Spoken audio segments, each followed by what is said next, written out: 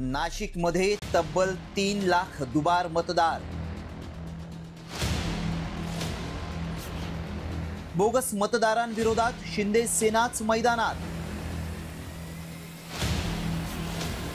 भाजप म्हणते सर्व मतदार याद्यास रद्द करा। राज्यात विरोधकांनी बोगस मतदारांवरून निवडणूक आयोगाविरोधात रान उठवलंय। अशातच नाशिकमध्ये दुबार आणि बोगस मतदार नोंदणीचा मुद्दा ऐरणीवर आलाय। सत्ताधारी शिंदे सेनेतील पदाधिकाऱ्यांनीच या बोगस मतदारांविरोधात आक्रमक पवित्रा घेतलाय। शिंदे सेनेनं नाशिक जिल्ह्यात आतापर्यंत तब्बल 3 लाख दुबार मतदार असल्याचा आरोप केलाय। जवळपास आम्हाला नाशिक शहरामध्ये 2,98,000 ही नावं आढळून आली। मग आम्हाला तो संशय आहे की नक्की ही नावं कशी नोंदवली गेली आणि कोणी नोंदवली, कारण एकसारखीच नावं आहे सगळ्या विधानसभांनी आहे। म्हणून आम्ही नाशिक महानगरपालिकेचे निवडणूक निर्णय अधिकारी येत्या महापालिकेच्या निवडणुकांसाठी आम्ही त्यांना हे निवेदन दिलंय की आपण याची तपासणी करावी, पडताळणी करावी।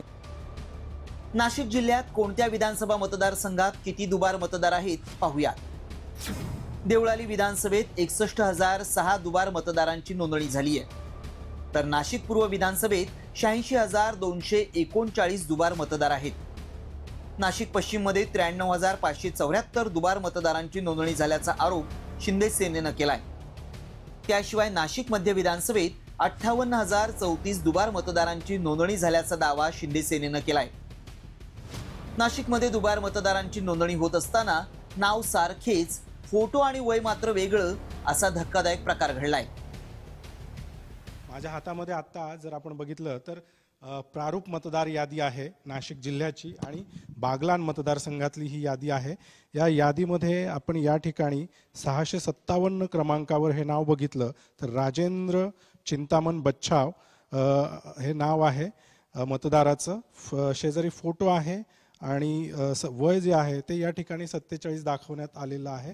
मात्र हेच नाव जे आहे ते पुढे आपल्याला नाशिक पश्चिम मतदारसंघामध्ये देखील आढळतं। ही नाशिक पश्चिम मतदारसंघाची यादी आहे। या यादीमध्ये देखील 935 क्रमांकावर राजेंद्र चिंतामण बच्छाव वय या ठिकाणी 52 देण्यात आलेलं आहे। शेजारी फोटो देखील आहे। अशा पद्धतीने अनेक मतदारांची नावं जी आहे ती नाशिक जिल्ह्यातल्या 2 वेगवेगळ्या विधानसभा मतदारसंघांमध्ये त्याची दुबार नोंदणी झाल्याचे प्रकार उघडकीस येतात। दुसरीकडे राज्यातील संपूर्ण मतदार याद्यास थेट रद्द करा अशी धक्कादायक मागणीच महसूल मंत्री बावनकुळेंनी निवडणूक आयोगाकडे केली आहे।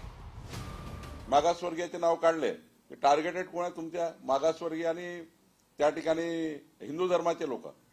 आणि मग ज्या ठिकाणी तुम्ही मुस्लिम परिवारामध्ये त्या ठिकाणी मुस्लिम मतामध्ये असं होता त्या ठिकाणी तुम्ही बोलत नाही, कारण तुम्हाला मतं पाहिजे। या राज्यातली सर्वच मतदार यादी स्क्रॅप करण्याची गरज आहे।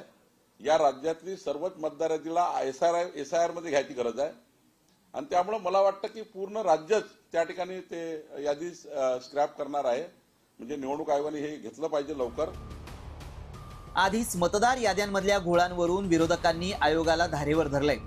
त्यातच आता सत्ताधारी नेत्यांनीच मतदार याद्यांमधील घोळ उघड केल्यामुळे आयोगाच्या कारभारावर प्रश्नचिन्ह निर्माण झालंय। अभिजित सोनवणे, साम टीव्ही न्यूज, नाशिक।